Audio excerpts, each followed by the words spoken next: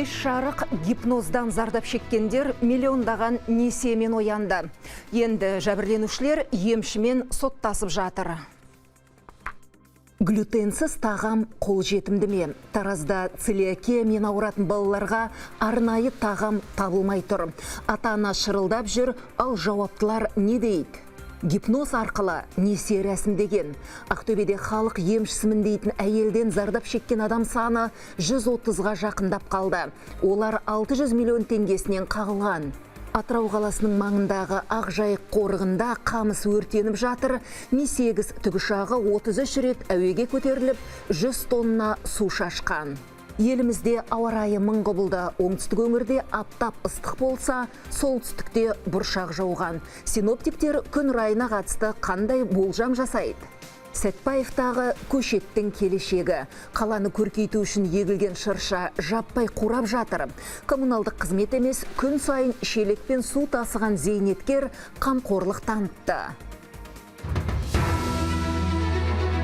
7-ші арнада кешкі жаңалықтар. Оксана Петерспен. Астанада автобус апатында 2 аяғынан айырылған 8 жастағы Алуа Бекеннің еміне және протезіне кететін шығынды мемлекет төлейді. Еңбек және халықты әлеуметтік қорғау министрі Светлана Жақыпова осылай деді. Министрдің айтуынша, қос аяқтың ампутациясының бұл түрі үшін Алуаға бірінші топтағы мүгедектік тағайындалуы тиіс. Мемлекет балаға өмір бойына 100 мың теңгеге жоқ жәрдемақы төлейді. Баланың анасы Махаббаттың да жәрдемақы алуға құқығы бар. Оған мүмкіндігі шектеулі балаға күтім жасаған үшін 78 мың теңге беріледі. Еске салайық, 2 маусымда Астанада жолаушылар автобусы бағанаға соғылған. Сол кезде дәрігерлер ауруханаға ауыр халде түскен 8 жастағы Алуа Бекеннің 2 аяғын кесуге мәжбүр болды. Еңбек министрі енді өмір бойына мүгедектігі туралы растама қағазы беріледі деді. Жизненно беріледі. Біз қазір негізі өзіміздің бұйрығымызға өзгерістер енгізіп отырмыз. Мемлекеттік органдарда келісім рәсімдері өтіп жатыр. Оның ішінде жаңағындай Алуада болғандай, жағдай болғанда, ампутация болғанда өмір бойына өзінің мүгедектігі туралы растама беріледі. Жамбыл облысында сирек кездесетін ішек ауруы целиакиямен ауыратын балаларға жарты жылдан бері кепілдендірілген тегін арнайы тағам берілмей келеді. Өңірде бұл диагнозбен тіркелген 54 бала бар. Жалпы целиакия кезінде тек глютенсіз өнімдер ғана тұтыну керек. Өмір бойы арнайы диета сақтау қажет. Бұрын ата-аналар тамақты емханалардан алған, бірақ былтыр қарашадан бастап мүлде берілмей қалды. Қазір аналар балаларының тамағын өз қаражатымен басқа қалалардан тапсырыспен алдыруға мәжбүр. Ал мұндай өнімдердің бағасы әдеттегі тағамнан 10 есе қымбат. Мысалы, глютенсіз ұнның бір келісі 7 мың теңге тұрады. Облыстық денсаулық сақтау басқармасы арнайы тағамға дер кезінде өтінім бергендерін айтты. Алайда құжатта компания атауы мен өнім атаулары нақты көрсетілген үшін қабылданбаған. Бұл мемлекеттік сатып алу талаптарына қайшы көрінеді. 2025 жылға тағайындалған осы өкіметтен целиакия ауруымен ауыратын балалардың питаниясын берілуін талап еткен болатынбыз. Ол 2 квартал өтіп кеткен. Енді қалған осы 4 кварталға беріліп қойған 113 миллион бөлінді деп айтылып қойды бізгеші.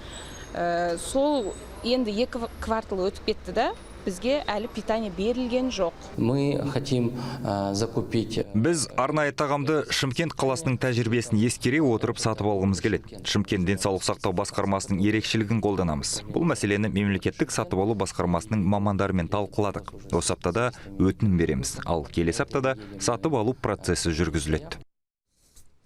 Ақтөбеде клиенттерінің атына несие рәсімдеген емшіден зардап шеккендер саны артты.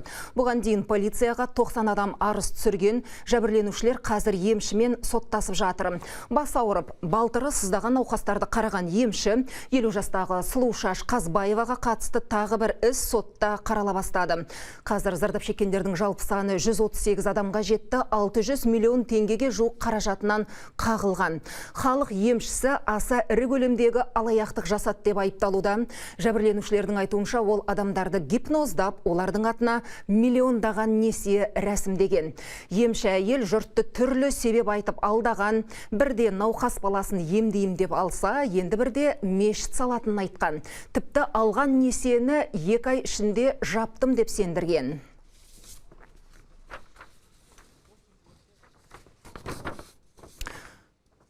Ақтөбеде көпқабатты тұрғын үйдің кіреберісі газ жарылысынан кейін апатты деп танылды. Сондықтан толықтай бұзылып қайта қалпына келтіріледі.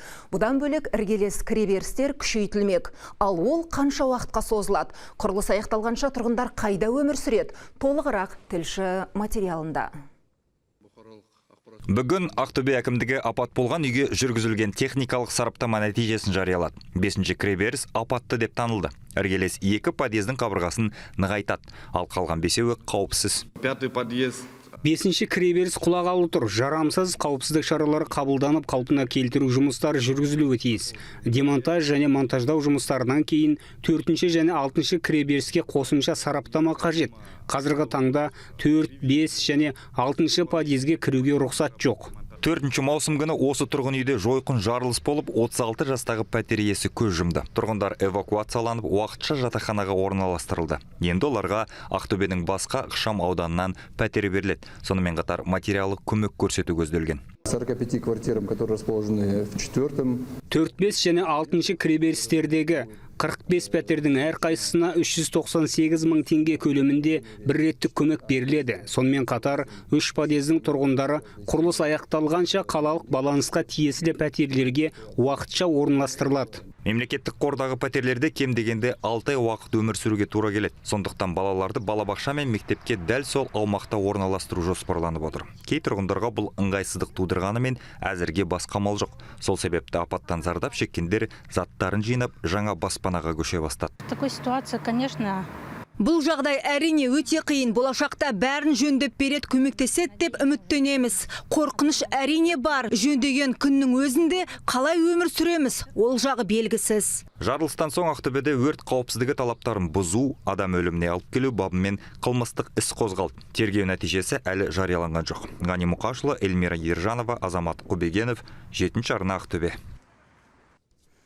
Депутаттар білім грантын бөлу жүйесіне алаңдаулы. Олардың пікірінше мемлекет сұраныс жоқ маман даярлауға қыруар қаржы шығындайды. Жағдайды қалай өзгертуге болады? Арнамыздың телеграм парақшасында осы тақырып бойынша сауалнама іске қосылды. 4 жауаптың біреуін таңдап дауыс беруіңізді сұраймыз. Экранда QR код көрсетілген. Хабарымыздың соңында мен де дауыс берем. Жалғастырайық. Атырау жұрты 5 күннен бері түтінге тұншығып отыр, қаланы көк түтін торлады. Соның салдарынан жұрт есік терезе ашудан қалып, ауруымыз асқынды деп жатыр. Ал күкірт сутегі шекті межеден 11 есеге асқан.Ыстан қазір егде жастағы адамдардың қан қысымы жоғарылап, балалардың іші өтіп құсып жатыр. Ал қаладағы қамыс өрті мен төтеншеліктер әлі де күресіп әлек. Бірнеше күннен бері қамыс өртеніп, қаланы көк түтін басты. Жағымсыз иіске әбден тұншыққан халық қазір көшеде бетперде киіп жүруге мәжбүр. Ыстың иісі әсіресе түскі және кешкі уақытта тынысты тарылтады. Балалардың іші өтіп құсып жатыр. То қамыс жанады, то анапызы, постоянно иіс. Мен насморк. Қазір дауы жүрмін, мысалы. Непонятно, қазір аптека отыр міне. Дәрі алуға. То есть, получается, тақпан ақшаңыздың бәрі дәрі кетеді. Запах сероводорода. Головокружение, да, так бывает. Көпшілік наразылықтарын әлеуметтік желі арқылы да білдіріп жатыр. Мәселен, атыраулық белсенді газ тұмылдырық киіп, ауа сапасының нашарлығын айтып шағымданды. Доброе утро, уважаемые подписчики. Всем хорошего дня, всем хорошей рабочей недели. На улице чудесная погода. Қамыс өртімен қоса қала аймағында күкірт сутегі мөлшері 11 есеге артқан. Қазір экологтар тексеріс жүргізіп анықтап жатыр. Тексеріс барысында, қаланың аймағында, анықпызының қасында бір точкадан және сосын жаңағы буланып алған қасында күкірт сутегінің 10-11 есе артуы орын алды. Енді нақты оны қазір осы түтінді пайдаланып шығарындылар шығарып отыр деп айта алмаймын. Себебі оны тексерістің нәтижесі. Сероводородты өздеріңіз білесіздер, адам ағзасына, адам денсаулығына зиянды шығарындылардың бірі. Сондықтан қауіпті. қазіргі таңда экология департаментінің ғимаратында бізде ремонт жұмыстары жүргізіліп жатыр. Ауадағы күкірт сутек алдымен тыныс алу жүйесіне әсер етеді. Мұндай уақытта адамда жөтел, көздің ашу, бас ауруы сияқты белгілер байқалады. Сонымен қатар кейбіреуінде аллергиялық реакция мен демікпе, әлсіздік болуы мүмкін дейді дәрігерлер. Күкірттің, яғни адам организмі жанама әсері өте көп. Соның ішіне қазір біздің тұрғындарымыздың басты мәселесі тыныс алу жүйесінің бұзылысына әкеліп, бронх демікпесіне әртүрлі аллергиялық аурулар тудыруы мүмкін. Науқас уланған жағдайда, қасында дәрігер болмаған жағдайда ең бірінші уланған кездегі таза ауаға шығару керек. Ал Ақжайық резерватындағы өрт әлі бықсып жанып жатыр. Қызыл жалынды сөндіруге Ми-8 тікұшағы тартылып, ол 33 рет әуеге көтерілді. 100 тонна су шашқан. Қазір 7 гектардағы өрт ошағын жою жұмысы жалғасып жатыр. Жұлдыз Қайратқызы, Атыраудан, 7-ші арна. Соңғы 30 жылда алғаш рет Шығыс Қазақстан облысында су арналарын тазарту басталды. Осы уақытта әбден бітеліп, аузы мұрнынан шыққан арықтар тіпті бұзыла бастаған. Күршім ауданы қауіпті егін шаруашылығы болып саналады. Жақын маңдағы өзендерден келетін су егістік алқаптарға жетпегендіктен су арналары ауадай қажет. Қазір аудан орталықтары Күршім мен Марқакөлге арнайы экскаваторлар жеткізіліп, олар тәулік бойы 157 шақырымға созылған қамыс пен лайға толып кеткен каналдарды арши бастады. Аз уақытта ауыр техника кеуіп қалған 40 шақырым арықты тазалап үлгерген. Я уже здесь работаю 6-й год. Мен бұл жерде 6-шы жыл жұмыс істеп жүрмін. Бұрын тек бір ғана қызметтік Нива болатын. 3 жыл бұрын бізге шағын экскаватор берді. Биыл тағы 2 үлкен экскаватор алдық. Бұл мына арықтарды тазартып шығуға жақсы болды. Сәтпаев қаласында жуырда қыруар қаражатқа отырғызылған көшеттер жерсінбей қалды. Оларға тиісті күтім жасалмағандықтан шыршалар бірінен соң бірі жаппай қурап жатыр. Талдардың көп замай былай солып қалғаны тұрғындар мен қоғам белсенділерінің ашуын туғызды. Жасыл желек аптап ыстықта мүлдем суарылмаған. Қаланың орталық алаңында жуырда жаңа аллея пайда болған еді. Мұнда жаппай шырша отырғызылды. Алайда көшеттер аптап ыстықта суарылмай қараусыз қалып қурап жатыр. Сондықтан зейнеткер Евгения Түсіпбекова оларды өз бақылауына алды. В маленьком Сатпаеве у нас есть большие проблемы. Қалада мәселе көп. Осыдан 4 жыл бұрын бізге демалыс саябағын салып берді. Бұл жерге балалар, жастар, зейнеткерлер жиі келеді. Бірақ демалыс орнында жағдай жасалмаған. Мұндағы ағаштар су көрмей жарамсыз күйге түсіп жатыр. Евгенияның айтуынша, қаланың қақ ортасындағы саябақтағы жасыл желек мүлдем қараусыз қалған. Сондықтан зейнеткер коммуналдық қызметтің жұмысын қазір бір өзі атқаруға мәжбүр. С утра с 5 часов. Таңғы 5-те тұрып, әр көшеттің түбіне 2 бөтелкеден су құямын. Әрине барлығын қамту мүмкін емес. Дегенмен тынымсыз еңбектің арқасында көбін сақтап қалдым. Аллеяның күтіміне жауапты мердігер компания өкілдері түсініктеме беруден бас тартты. Әкімдіктегілер болса, биыл наурыз айында көгілдандыру жұмыстары мен жасыл желектерді суаруға конкурс жарияланғанын жасырмады. Алайда қадағалау органдары дендрологиялық жоспардың жоқтығын алға тартып, байқау ұсыныс негізінде жойылды. Сәтпаев қаласының тұрғын үй коммуналдық шаруашылық бөлімі мемлекеттік мекемесі тек арнайы техниканың көмегімен жасыл желектерді суару бойынша конкурс өткізуді қорғай алды. Қазіргі таңда конкурс шағымдану процесінде ешкім шағымданбаған жағдайда шарттарға қол қойылады. Қазір шенеуніктер қағазбастылықпен айналысып әлек, ал бұл конкурс нақты қашан аяқталатыны белгісіз. Сондықтан жергілікті тұрғындар ағаштардың барлығы қурап қалмаса екен деп алаңдайды. Сәтпаевтан Самат Қайырденұлы, Нарғыз Жанабекова, 7-ші арна. Қазына кірісі неге аз? Бюджет шығындарын жабу үшін ұлттық қордан қомақты қаражат алынған. Бүгін мәжілісте республикалық бюджеттің атқарылуы бойынша жауапты ведомство өкілдері есеп берді. Қазына кірісін толтыруда кемшіліктер бар. Тақырыпты мәжілістен әріптесім Минара Барсақбаева тарқатады. Салықтық тексерулер артқанымен мемлекет қазынасына аз қаражат өндірілген. Жоғары аудиторлық палатасының төрағасы Әлихан Смайыловтың мәліметінше салықтық түсімдер 2 есеге төмендеген. Оған басты себеп 200-ден астам ірі салық төлеушіге мониторинг жүйесі жүргізілген. Бюджет 609 миллиард теңгеге орындалмады. Былтыр бюджет кірісін толтыруда тиісті меже орындалмады. Болжам бойынша бастапқы бекітілген жоспардан 2 триллион теңгеге төмендетілді. Қосымша есептелген сома небәрі 643 миллион теңгені немесе ірі салық төлеушілерден түскен түсімдердің 0,1% ғана құрады. Жалпы 24 жылы салық жинау көлемі 23 жылмен салыстырғанда 4,7%-ке төмендеді. Осы факторлардың барлығы қарыз алудың ұлғаюымен қатар ұлттық қордан берілетін трансферттерді де көбейтуге мәжбүрледі. Әуелде жауапты министрліктер тарапынан ұлттық қорға қол сұқпаймыз деген уәде болған. Бірақ былтыр бюджет шығындарын жабуға 5 триллион теңгеден артық ақша алынды. Бұл қаражат ұлттық қордағы түсімдерден де асып кеткен.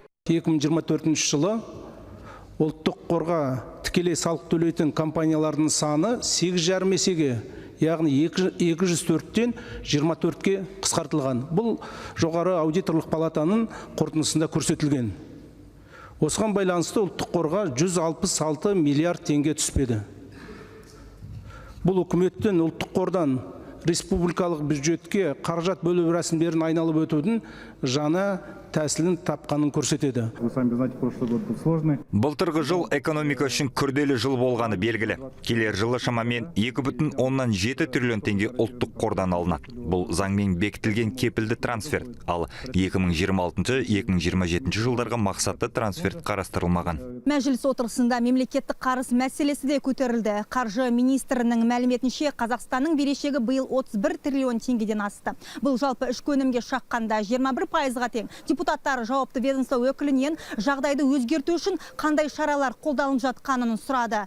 Министр мемлекеттік сыртқы қарыздың көлемі қауіпсіз деңгейде екенін жеткізді. Қаржы министрі Мәди Такиевтің айтуынша, мемлекет қарызының 75%, бұл шамамен 24 триллион теңгесі бюджет тапшылығын жабуға жұмсалған. Қомақты қаражаттың басым бөлігі халықаралық ұйымдардан алынған. Для сокращения госдолга Мемлекеттік қарызды қысқарту үшін бюджет тапшылығы мәселесін шешіп алған жөн. Яғни ол үшін салық түсімдерін арттыру қажет. Жаңа салық кодекс аясында бұл мәселелерді бір жақты етуге мүмкіндік болады деп ойлаймын. Бүгінгі таңда қаржы министрлігі тиісті нормативтік құқықтық акт әзірлеп жатыр.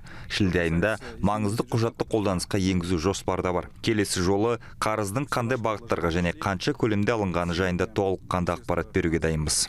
Мемлекеттің сыртқы берешегі азаймағанымен есесіне отандық өндірістің ілгерілегені көңіл жұбатады. Өнеркәсіп өнімінің көлемі шамамен 3%-ға, ал ауыл шаруашылығы жалпы өнімі 13%-ке өскен. Негізгі капиталға тартылған инвестиция 7,5%-ға артқан. Құны 2,7 триллион теңгенің 248 жобасы ел игілігі үшін іске асырылыпты. Инара Барсақбаева, Жами Бейсенов, 7-ші арна.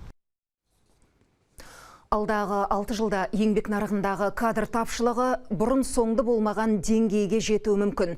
Сарапшылардың есебіне сүйенсек, 2030 жылға дейін экономикаға 1,600,000 маман қажет болады. Соның 900,000-ға жуығы кәсіптік техникалық білімі бар қызметкер, ал 400,000-нан астамы жұмысшы маман. Ең үлкен тапшылық құрылыс саласында байқалады. Шебер қолды 10,000 сылақшы, сондай-ақ құрылыс бригадирі мен дәнекерлеушіге сұраныс жоғары болады. Ауыл шаруашылығы саласына 7,000-нан аса тракторшы және 5,000-дай бақташы қажет. Ал өңдеу өнеркәсібінде 3,000-нан аса дәнекерлеушіге, сонымен қатар тігінші, слесарь мен сантехника маманына қажеттілік туады. Денсаулық сақтау саласындағы ахуалда күрделі болады деген болжам бар, себебі орта медициналық персоналды толықтыру үшін 24,000-нан астам қызметкер қажет болады. Жедел жәрдем қызметіне шамамен 4,500 жүргізуші мен фельдшерге сұраныс бар.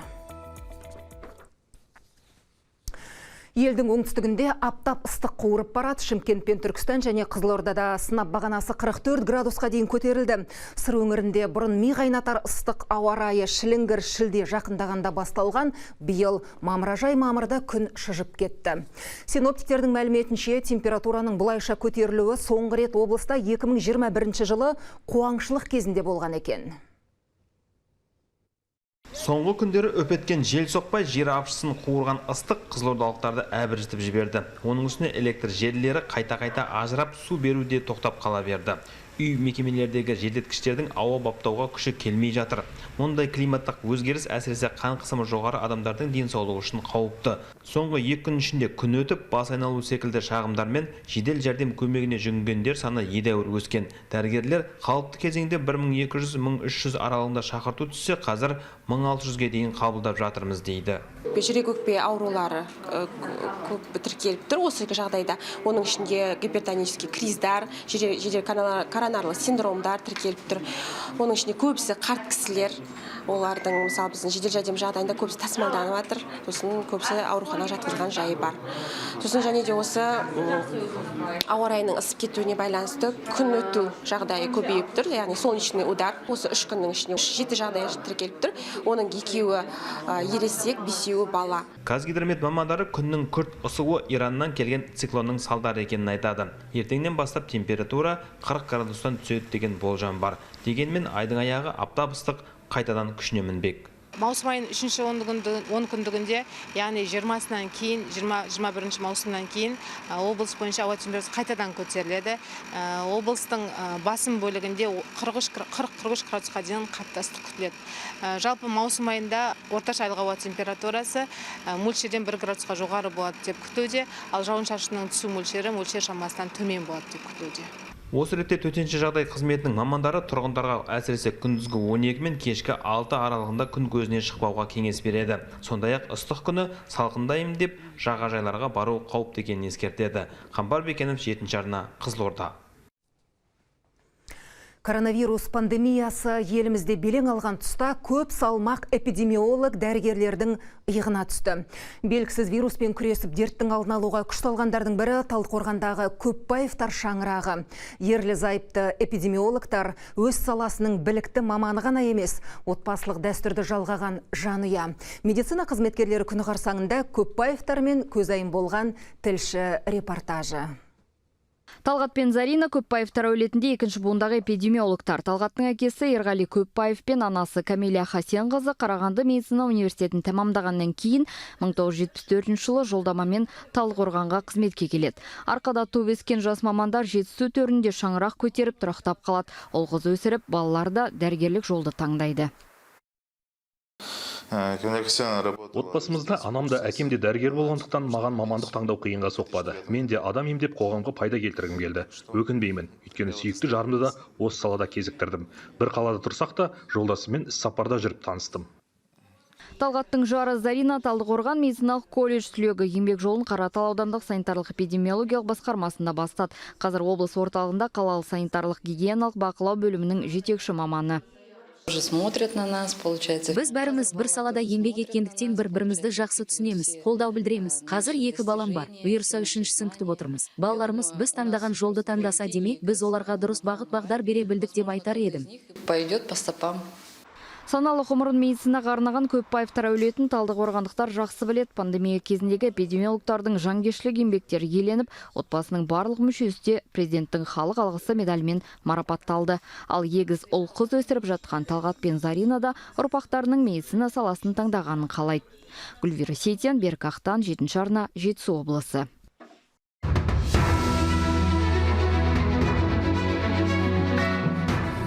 Сауалнама тақырыбына қайта оралайық. Депутаттар білім грантын бөлу жүйесіне алаңдаулы. Олардың пікірінше мемлекет сұраныс жоқ маман даярлауға қыруар қаржы шығындайды. Жағдайды қалай өзгертуге болады? Дауыс беріп үлгермесеңіздер бірге дауыс берейік. Мен 2-ші нұсқаны таңдадым. Жоғары білім жүйесіне түгел реформа қажет деп ойлаймын. Көпшіліктің жауабы экранда. Бұл әзірге аралық нәтиже. Дауыс беру жалғасады. 19:30-да сауалнама нәтижесін жариялаймыз. Бізге сіздің пікіріңіз маңызды. Назарларыңызға рахмет.